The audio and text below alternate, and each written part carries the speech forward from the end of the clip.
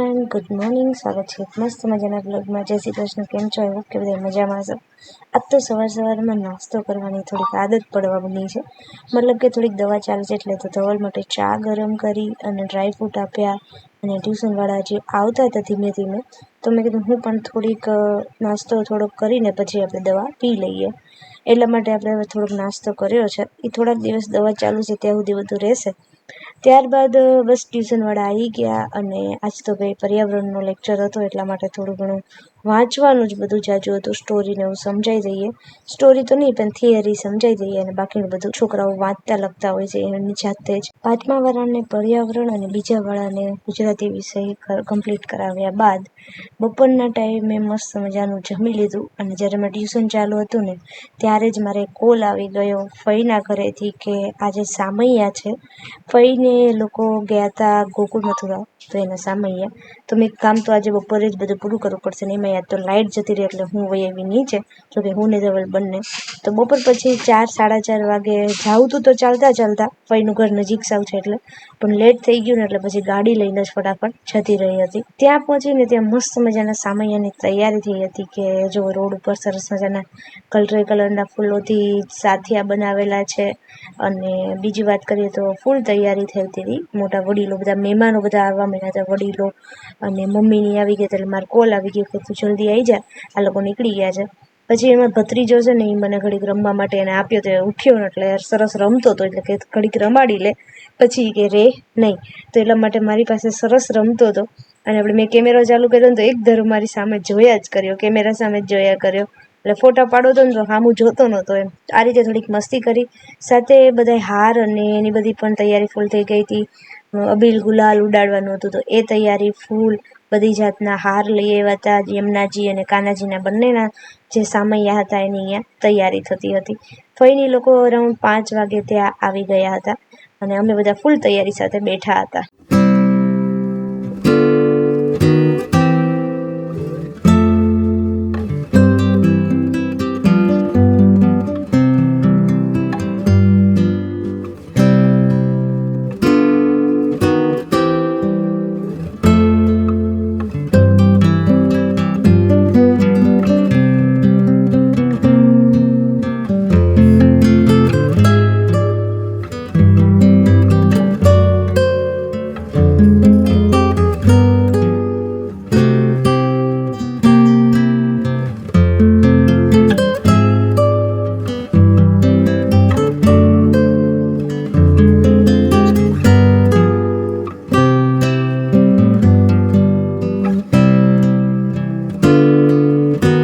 આજે છે ને મારાથી બહુ મોટી ભૂલ થઈ ગઈ.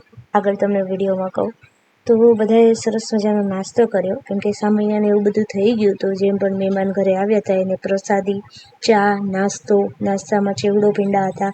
તો આ બધો જ નાસ્તો કર્યો. બધાને નાસ્તા કરાવ્યા પછી અમે લોકો છોકરાઓ પછી બેઠા હતા.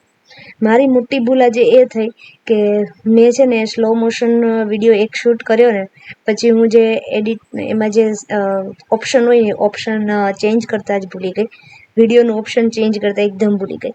તો એના કારણે પાછળના જે પણ વિડીયો લીધા ને બધા સ્લો મોશન આવી ગયા છે. તો તમે જોઈ શકો છો અત્યારે મારો સ્લો મોશન વિડીયો છે. તો જો થશે ને ઠીક, તો હમણાં બધા વિડીયો મારા ધવલ કરી આપશે થોડી વારમાં, તો તમને હમણાં આગળનો વિડીયો બધા સરખા જોવા મળશે. બાકી મેં ત્યાર પછી 4 વિડીયો મેં કર્યા, પણ 4માંથી એકેય વિડીયો બરાબર ન થયો. બધા જ વિડીયો સ્લો મોશન થઈ ગયા હતા. તો એ થઈ જાય છે રેડી, તો આપણે કરી દઈશું.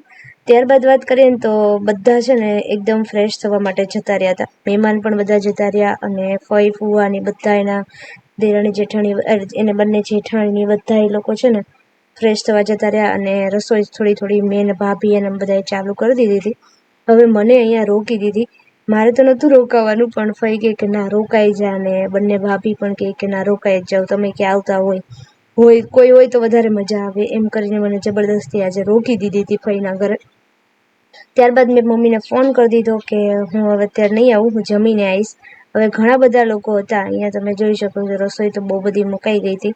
ખીચડી, કઢી, 2 શાકમાં હતા. સેવ ટમેટાનું શાક અને બટેકાનું શાક, એમ 2 પ્રકારના શાક. એ રીતે બધી જ વસ્તુ અહીંયા આપણે બનાવી હતી.